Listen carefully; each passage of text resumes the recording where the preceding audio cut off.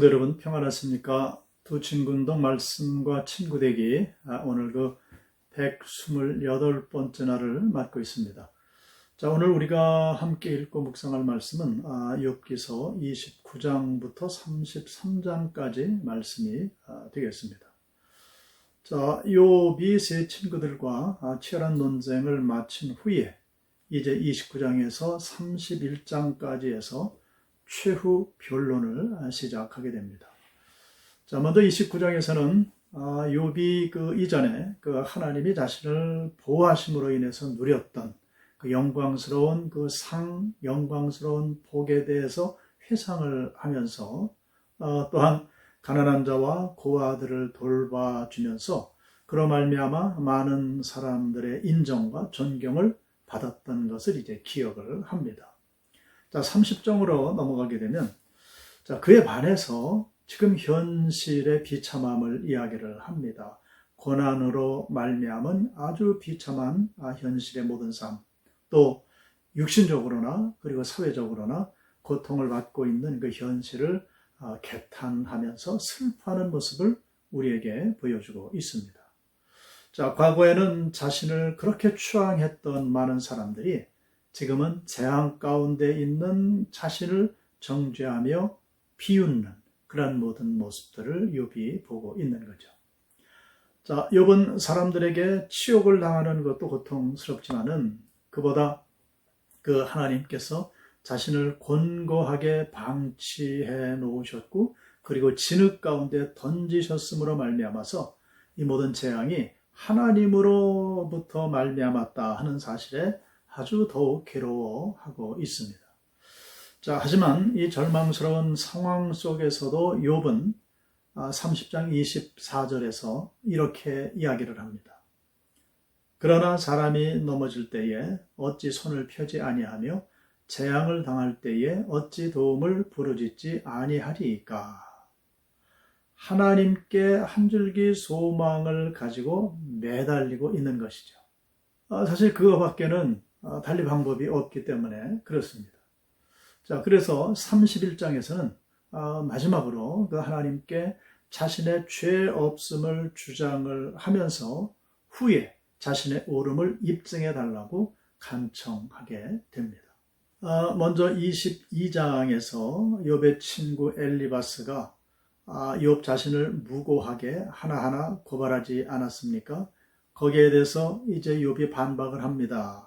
일을 할 때 거짓을 행하지 아니했고 성적인 죄도 범하지 않았고 종들에게서 탈취를 하거나 또 종들을 학대하지 않았음을 주장을 합니다.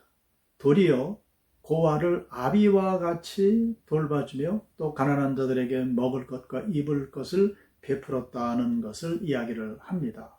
그리고 재물에 소망을 두지 않았고 원수의 멸망을 바라지도 않았으며 하나님에 대한 신실함을 끝까지 지켰다라고 주장을 합니다. 사실 욥의 자신의 결백함을 주장하는 이 모든 것들이 사실 틀린 것은 아니지요. 다만 여기서 우리가 주목해야 될 것은 욥과 욥의 세 친구들이 잘못된 판단을 가지고 있었다는 겁니다. 자, 그것이 무엇인가? 바로 이런 재앙의 원인이 죄 때문이라는 것입니다. 즉 구약시대의 인과응보적인 접근, 그 접근을 벗어나지 못하고 있었다는 거죠. 자, 그렇기 때문에 욥도 자신은 죄를 짓지 않았는데 이러한 재앙을 당하는 것에 대해서 부당하다라고 자기의 결백을 호소하고 있는 겁니다. 자, 이렇게 욥이 최후 변론을 마치게 되고요. 그리고 바로 그 뒤를 이어서 엘리후라고 하는 새로운 인물이 등장을 합니다. 이 엘리후가 등장을 해서 욥과 세 친구들을 향해서 32장부터 37장까지 6장에 걸쳐서 4번의 발언을 하게 됩니다. 자, 엘리후는 고난에 대한 새로운 견해를 보여줍니다. 자, 33장 17절 말씀인데요. 이는 사람에게 그의 행실을 버리게 하려 하심이며 사람의 교만을 막으려 하심이라 라는 겁니다. 그리고 이어서 29절로 30절까지에서는 하나님이 고난을 허락하시는 까닭을 이야기를 합니다. 실로 하나님이 사람에게 이 모든 일을 제삼 행하심은 그들의 영혼을 구덩이에서 이끌어 생명의 빛을 그들에게 비추려 하심이니라. 아멘. 또한 내일 읽을 본문입니다마는 36장에서는 죄의 대가로서의 고난이 아니라 인생들을 잘못된 길에서 돌이키게 하기 위한 징계로서, 즉 회초리로서 고난의 측면도 이야기를 합니다. 즉 이 고난이 오는 것은 여러 가지 측면이 있다는 것이죠. 자, 이런 그 엘리후의 정리는 욥기의 결론으로 보기에는 또 욥의 고난을 완전히 설명하기에는 부족함이 많습니다. 하지만 세 친구들의 고난에 대한 태도에 비교한다면 매우 큰 발전을 이루고 있습니다.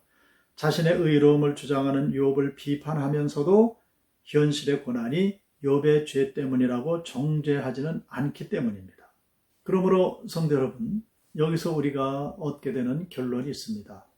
모든 고난에는 우리가 알지 못하는 하나님의 뜻과 목적이 있다는 겁니다. 바로 이것을 고난의 교육적인 측면이 있다라고 하는 것입니다. 고난 가운데 있는 형제 자매들을 함부로 섣불리 정죄해서는 안 됩니다. 또한 우리가 고난을 당할 때에도 스스로 정죄하시면 안 됩니다. 오직 하나님의 뜻을 분별해서 그 뜻대로 걸어가는, 즉 궤도 수정을 할 수 있는 그러한 축복의 걸음을 걸어가야 됩니다. 이것을 고난의 하나님의 교육적인 측면이라 그렇게 말을 하는 것이지요. 이러한 은혜와 깨달음으로 고난 가운데도 승리하시는, 그리고 하나님을 바로 바라보고 앞으로 전진해 나갈 수 있는 귀한 믿음의 사람들이 되시기를 주님의 이름으로 축원합니다. 기도하겠습니다. 하나님 아버지, 저희들이 오늘날 우리 주변에서 또 한 개인 가운데 일어나는 모든 일들을 통한 모든 언쟁들이 얼마나 무익한 것인가를 다시금 깨닫기를 원합니다.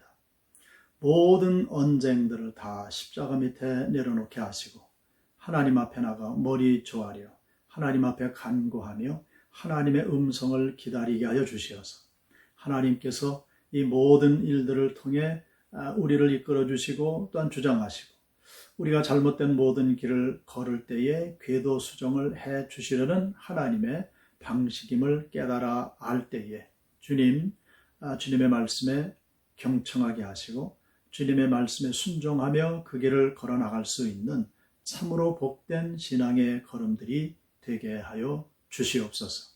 예수 그리스도의 이름으로 기도드리옵나이다. 아멘.